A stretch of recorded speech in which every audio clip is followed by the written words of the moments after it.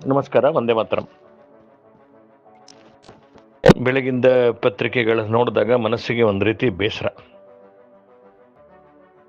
ಏನು ಬಲೂಚಿಸ್ತಾನದ ಏನು ವಿದ್ಯಮಾನ ನೋಡಿದಾಗ, ಆ ಬಲೂಚಿಸ್ತಾನ ಭಾರತ ಜೊತೆ ಈ ಸ್ವಾತಂತ್ರ್ಯ ಆದ ಕೂಡಲೇ ಯಾವುದಾದ್ರು ಒಂದು ರಾಷ್ಟ್ರ ನಮ್ಮ ಜೊತೆ ಸೇರ್ತೀವಿ ಅಂತ ಪತ್ರ ಕಳಿಸಿದಂಥವ್ರು ಬಲೂಚಿಗಳು. ಸಹರ್ಷವಾಗಿ ನಮ್ಮ ಭಾರತದ ಜೊತೆ ಸೇರ್ತೀನಿ ಅಂತೇಳಿ ಪತ್ರ ಕಳಿಸಿದ್ರು. ಅವತ್ತಿನ ಏನು ಪ್ರಧಾನಿ ಮೂರ್ಖ ನೆಹರು ಮತ್ತು ಕೃಷ್ಣ ಮೆನನ್ ಅವರ ಮನವಿಯನ್ನು ತಿರಸ್ಕಾರ ಮಾಡಿದ್ರು.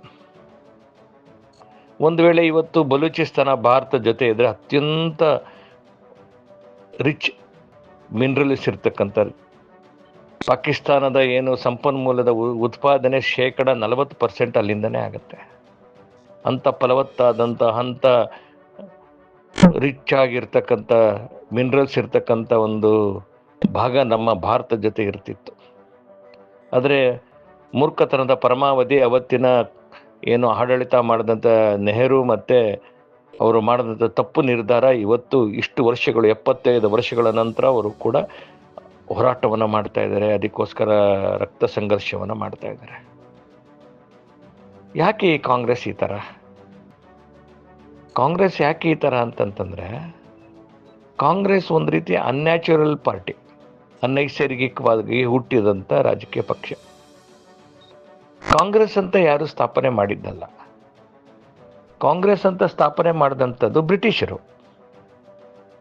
ಏನು ಬ್ರಿಟಿಷಿನ ಒಳಗಡೆ ಒಂದು ತಮ್ಮ ಆಡಳಿತ ಸುಸಲಿತವಾಗಿ ನಡಿಬೇಕು ಅಂತೇಳಿ, ಒಂದು ರಾಜಕೀಯ ವ್ಯವಸ್ಥೆಯ ರೂಪವಾಗಿ ಬೇಕು ಅಂತೇಳಿ ಅವತ್ತು ಅವ್ರದ್ದೇ ಆದಂಥ ಹ್ಯೂಮ್ ಪ್ರಾರಂಭ ಮಾಡಿದಂಥ ಒಂದು ರಾಜಕೀಯ ವ್ಯವಸ್ಥೆ.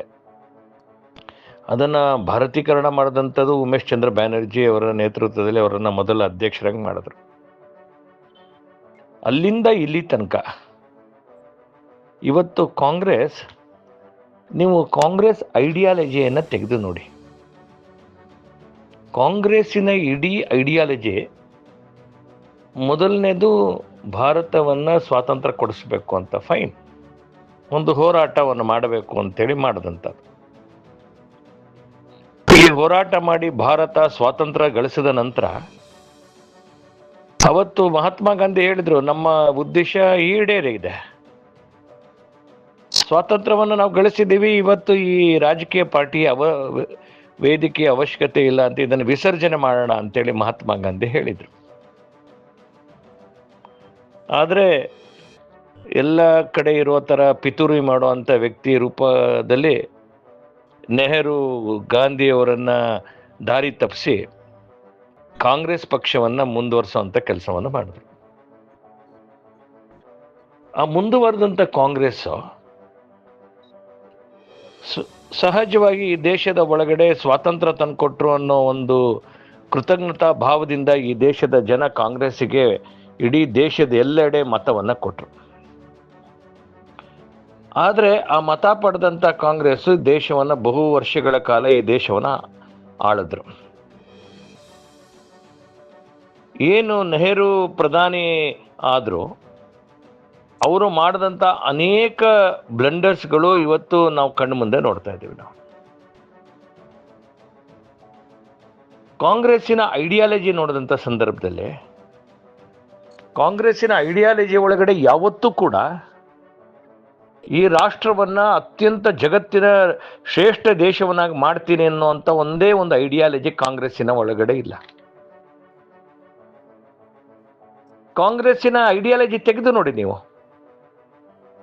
ಕಾಂಗ್ರೆಸ್ಸಿನ ಐಡಿಯಾಲಜಿ ಒಳಗಡೆ ಸಮಾಜದ ಒಳಗಡೆ ಎಲ್ಲರೂ ಇನ್ಕ್ಲೂಸಿವ್ನೆಸ್ ಅಂತಿದೆ. ಕಾಂಗ್ರೆಸ್ಸಿನ ಐಡಿಯಾಲಜಿ ಒಳಗಡೆ ಸೆಕ್ಯುಲರಿಸಮ್ ಅನ್ನೋ ಪದವನ್ನು ಹೇಳಿದ್ದಾರೆ. ಕಾಂಗ್ರೆಸ್ಸಿನ ಐಡಿಯಾಲಜಿ ಒಳಗಡೆ ಈ ದೇಶವನ್ನು ಅತ್ಯಂತ ಶ್ರೇಷ್ಠ ರಾಷ್ಟ್ರ ಮಾಡ್ತೀನಿ ಅಂತ ಒಂದೇ ಒಂದು ಪದ ಅವರ ಐಡಿಯಾಲಜಿ ಒಳಗಡೆ ಇಲ್ಲ. ಇಡೀ ಕಾಂಗ್ರೆಸ್ಸಿನ ಐಡಿಯಾಲಜಿ ನೋಡಿದಾಗ ನಮ್ಗೆಲ್ಲರಿಗೂ, ನಾವು ಯಾರೆಲ್ಲರೂ ಬೇರೆ ಬೇರೆ ಪಕ್ಷದಲ್ಲಿದ್ದೀವಿ, ದಯಮಾಡಿ ಕಾಂಗ್ರೆಸ್ಸಿನ ಐಡಿಯಾಲಜಿಯನ್ನು ನೋಡ್ಕೋಬೇಕು. ಕಾಂಗ್ರೆಸ್ಸಿನ ಐಡಿಯಾಲಜಿ ಈ ದೇಶಕ್ಕೆ ಸೂಟ್ ಆಗದೇ ಅಲ್ಲ. ಕಾಂಗ್ರೆಸ್ಸಿನ ವಿಚಾರಧಾರೆ ನೋಡಿದಾಗ ಏನು ಅದೆಲ್ಲ ಕೂಡ ವಿದೇಶಿ ಮನಸ್ಥಿತಿ ಇದೆ, ವಿದೇಶಿ ಮಾನಸಿಕತೆ ಇದೆ. ಅದರ ಆಧಾರದ ಮೇಲೆ ಕಾಂಗ್ರೆಸ್ಸಿನ ಎಲ್ಲ ಐಡಿಯಾಲಜಿ ನಡೀತಾ ಇರುವಂಥದ್ದು. ಅವತ್ತು ಏನು ಎಒಯು ಪ್ರಾರಂಭ ಮಾಡದಿಂದ ಹಿಡಿದು ಇಲ್ಲಿವರೆಗೆ ಮಲ್ಲಿಕಾರ್ಜುನ್ ಖರ್ಗೆ ತನಕ ಕಾಂಗ್ರೆಸ್ಸಿನ ಅಷ್ಟು ವಿಚಾರಧಾರೆ ಮೇಲೆ ಪ್ರಭಾವ ವಿದೇಶಿ ಶಕ್ತಿಗಳಿದ್ದಾವೆ. ವಿದೇಶಿ ಮಾನಸಿಕತೆಯ ಆಧಾರದ ಮೇಲೆ ಈ ರಾಷ್ಟ್ರ ನಡಿಬೇಕು ಅಂತ ಬಯಸ್ತಾರೆ. ನೆಹರು ಇಂದ ಹಿಡಿದು ಇಲ್ಲಿಯವರೆಗೆ ಕೂಡ ಅವರ ಐಡಿಯಾಲಜಿ ಕೂಡ ಅದೇನೆ. ಒಂದಷ್ಟು ಕಾಲ ಅಮೆರಿಕವನ್ನ ಪ್ರಭಾವಕ್ಕೆ ಒಳಗಾದಂಥವ್ರು. ಅದಾದ ನಂತರ ಇಂಡಸ್ಟ್ರಿಯಲೈಸೇಷನ್ ಮಾಡಿದ್ರು, ಪಂಚವಾರ್ಷಿಕ ಯೋಜನೆಗಳನ್ನ ಮಾಡಿದ್ರು. ಅದಾದ ನಂತರ ಚೈನಾವನ್ನ ಅನುಕರಣೆ ಮಾಡಿದ್ರು. ಭಾರತದ ಸಾಂಸ್ಕೃತಿಕ ವಿರಾಸತೆ, ನಮ್ಮ ದೇಶದ ಮಣ್ಣಿನಿಂದ ಹುಟ್ಟಿರ್ತಕ್ಕಂಥ ಒಂದೇ ಒಂದು ಮೌಲ್ಯವನ್ನ ಎತ್ತಿಡಿಯುವಂತ ಒಂದೇ ಒಂದು ವಿಚಾರದರೆ ಕಾಂಗ್ರೆಸ್ಸಿನ ಒಳಗಡೆ ಇಲ್ಲ. ವಿದೇಶಿಯರಿಂದ ಪ್ರಾರಂಭ ಮಾಡಿದಂಥ ಒಂದು ರಾಜಕೀಯ ಪಾರ್ಟಿ, ವಿದೇಶಿ ಮನಸ್ಥಿತಿಯಿಂದ ಇರ್ತಕ್ಕಂಥ ಒಂದು ರಾಜಕೀಯ ಪಾರ್ಟಿ ಈ ದೇಶಕ್ಕೆ ಸೂಟ್ ಆಗದೇ ಇಲ್ಲ. ಭಾರತದ ನಾನು ಹೇಳಿದ್ನಲ್ಲ, ಅನೈಸರ್ಗಿಕವಾದಂಥ ಅನ್ಯಾಚುರಲ್ ಆಗಿ ಏನು ಹುಟ್ಟುತ್ತೆ ಮಗು, ಆ ಥರ ಅನ್ಯಾಚುರಲ್ ರಾಜಕೀಯ ಪಾರ್ಟಿ ಕಾಂಗ್ರೆಸ್. ಈ ದೇಶದ ಮಣ್ಣಿನ ಸೊಗಡು, ಈ ದೇಶದ ಏನು ಧರ್ಮದ ಅನುಸಾರವಾಗಿರುವಂತ ರಾಜಕೀಯ ಪಾರ್ಟಿ ಅಲ್ಲ. ಒಂದು ಸ್ವಾತಂತ್ರ್ಯಕ್ಕೋಸ್ಕರ ಹುಟ್ಟಿದಂತ ರಾಜಕೀಯ ಪಾರ್ಟಿ ತನ್ನೆಲ್ಲ ವ್ಯವಹಾರದಲ್ಲಿ, ಆಚರಣೆ ಒಳಗಡೆ ಈ ದೇಶಕ್ಕೆ ಸೂಕ್ತವಾದಂತ ರೀತಿಯಲ್ಲಿ ನಡ್ಕೊಂಡೇ ಇಲ್ಲ. ಈ ಕಾರಣಕ್ಕೋಸ್ಕರ ಇವತ್ತು ಭಾರತೀಯ ಜನಸಂಘ ಹುಟ್ಟಬೇಕಾಯಿತು. ಈ ಕಾರಣಕ್ಕೋಸ್ಕರ ರಾಷ್ಟ್ರೀಯ ಸ್ವಯಂ ಸೇವಕ ಸಂಘ ಪ್ರಾರಂಭ ಮಾಡಬೇಕಾಯಿತು. ಈ ದೇಶಕ್ಕೋಸ್ಕರ ಇವತ್ತು ಭಾರತೀಯ ಜನತಾ ಪಾರ್ಟಿ ಒಂದು ರಾಜಕೀಯದ ಮೂಮೆಂಟ್ ಆಗಿ ನಿರ್ಮಾಣ ಮಾಡಬೇಕಾಯಿತು. ಭಾರತದ ಬಗ್ಗೆ ಅವರಿಗೆ ಪರಿಕಲ್ಪನೆ ಇರಲಿಲ್ಲ. ಏನು ಅವರ ರಾಜಕೀಯ ಪಾರ್ಟಿಯ ಮುಂದಾಳು Jawaharlal Nehru discovery of India ಅಂತ ಪುಸ್ತಕ ಬರೀತಾನೆ. ನೆಹರು ಹುಟ್ಟಿದ ಮೇಲೆ ಭಾರತ ಹುಟ್ಟಿದ್ಯಾ? ಏನ್ ಡಿಸ್ಕವರಿ ಆಫ್ ಇಂಡಿಯಾ? ಭಾರತವನ್ನ ಏನು ಅವನು ಡಿಸ್ಕವರಿ ಮಾಡೋದು?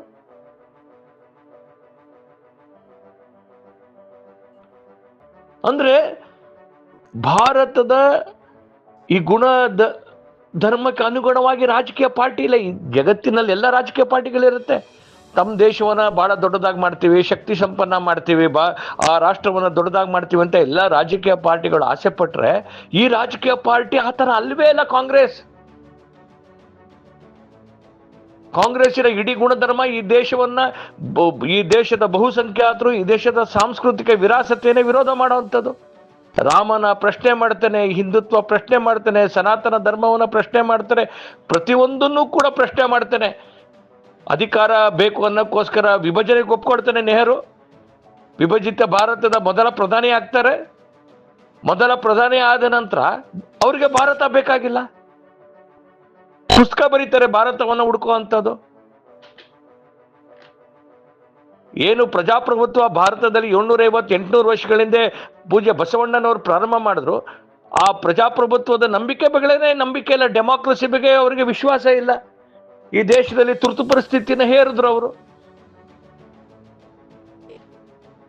ಕಾಂಗ್ರೆಸ್ನಲ್ಲಿದ್ದಂಥ ವ್ಯಕ್ತಿಗಳು ಕಾಂಗ್ರೆಸ್ ಬಿಟ್ಟು ಹೊಸ ಪಾರ್ಟಿಯನ್ನ ಕಟ್ಟಿದ್ರು, CFD ಅಂತೇಳಿ, ಕಾಂಗ್ರೆಸ್ ಫಾರ್ ಡೆಮಾಕ್ರಸಿ ಅಂತೇಳಿ. ಜಗಜೀವನ್ ರಾಮ್ ನೇತೃತ್ವದಲ್ಲಿ, ಹೇಮಾವತಿ ನಂದನ ಬಹುಗುಣ ನೇತೃತ್ವದಲ್ಲಿ, ನಂದಿನಿ ಸತ್ಪತಿ ಅವರ ನೇತೃತ್ವದಲ್ಲಿ. ಇವತ್ತು ನಮ್ಮ ವಿಚಾರಧಾರೆ ಏನು, ನಾವು ರಾಷ್ಟ್ರೀಯ ಸ್ವಯಂ ಸೇವಕ ಸಂಘ ಮತ್ತೆ ನಾವು ಭಾರತೀಯ ಜನಸಂಘ, ಭಾರತೀಯ ಜನತಾ ಪಾರ್ಟಿಯಾಗಿ ರೂಪಾಂತರ ಆಗಿದ್ದೀವಿ. ಕಾಂಗ್ರೆಸ್ಸಿನ ಈ ಒಂದು ಮನಸ್ಥಿತಿಯನ್ನು ವಿರೋಧ ಮಾಡಿ ಕಳೆದ 75 ವರ್ಷಗಳಲ್ಲಿ ನಿರಂತರವಾಗಿ ಈ ಕಾರ್ಯವನ್ನು ಮಾಡ್ತಾ ಇದ್ದೀವಿ. ಸಂಘ ಅಂತೂ 100 ವರ್ಷಗಳ ಸತತವಾಗಿ ನಿರಂತರವಾಗಿ ಈ ರಾಷ್ಟ್ರದ ಪುನರ್ಜೀವನವನ್ನು ಮಾಡ್ತಿರ್ತಕ್ಕಂಥದ್ದು ಒಂದು ಏಮ್ಲೆಸ್ ಪಾರ್ಟಿ. ಒಂದು ರಾಷ್ಟ್ರವನ್ನ ಅತ್ಯಂತ ಜಗತ್ತಿಗೆ ನಾವು ತೆಗೆದುಕೊಂಡು ಹೋಗ್ಬೇಕು ಅಂತ ಕನಸನ್ನ ಕಂಡಿದ್ರೆ ಕಾಂಗ್ರೆಸ್ಗೆ ಅವ್ರ ಐಡಿಯಾಲಜಿಲಿ ಆ ಮಾತೇ ಇಲ್ಲ. ನೀವು ಓಪನ್ ಮಾಡಿ ನೋಡಿ ಕಾಂಗ್ರೆಸ್ಸಿನ ಐಡಿಯಾಲಜಿ ಏನು ಅಂತೇಳಿ. ಕಾಂಗ್ರೆಸ್ಸಿನ ಐಡಿಯಾಲಜಿಯಲ್ಲಿ ಈ ದೇಶವನ್ನ ಶ್ರೇಷ್ಠ ದೇಶವನ್ನಾಗಿ ಮಾಡ್ತೀವಿ ಅಂತ ಒಂದು ಪದ ಇದೆಯಾ ನೋಡಿ. ಒಂದು ಅನ್ಯಾಚುರಲ್ ಆಗಿ ಹುಟ್ಟಿದಂತ, ಯಾರಿಗೋ ಹುಟ್ಟಿದಂತ ಒಂದು ರಾಜಕೀಯ ಪಾರ್ಟಿ, ಅನೈಸರ್ಗಿಕವಾಗಿ ಇದ್ದಂತ ರಾಜಕೀಯ ವ್ಯವಸ್ಥೆ ಇವತ್ತು ಭಾರತವನ್ನ ಇಷ್ಟು ಅಧಪತನ ಮಾಡಿದಂಥದ್ದು. ಈ ಕಾರಣಕ್ಕೆ ಇವತ್ತು ಬಿಜೆಪಿ, RSS ಮತ್ತಷ್ಟು ಭಾರತವನ್ನ ಪ್ರಜ್ವಲಿಸ್ತಕ್ಕಂಥ ಕೆಲಸವನ್ನ ನಾವು ಮಾಡ್ತೀವಿ. ಈ ರಾಷ್ಟ್ರಕ್ಕೋಸ್ಕರ ಬದುಕ್ತೀವಿ, ಈ ರಾಷ್ಟ್ರದ ಪುನರ್ಜೀವನ ಮಾಡ್ತೀವಿ. ಈ ದೇಶದ ಏನು ಆಂತರ್ಯ ಇದೆ, ಆ ಸನಾತನ ಹಿಂದುತ್ವ, ಅದನ್ನು ತೆಗೆದುಕೊಂಡು ಭಾರತವನ್ನ ಜಗತ್ತಿನಲ್ಲಿ ಶ್ರೇಷ್ಠ ರಾಷ್ಟ್ರವನ್ನಾಗಿ ಮಾಡುವಂಥ ಕೆಲಸವನ್ನ ನಾವೆಲ್ಲರೂ ಸೇರಿ ಮಾಡೋಣ. ನಮಸ್ಕಾರ.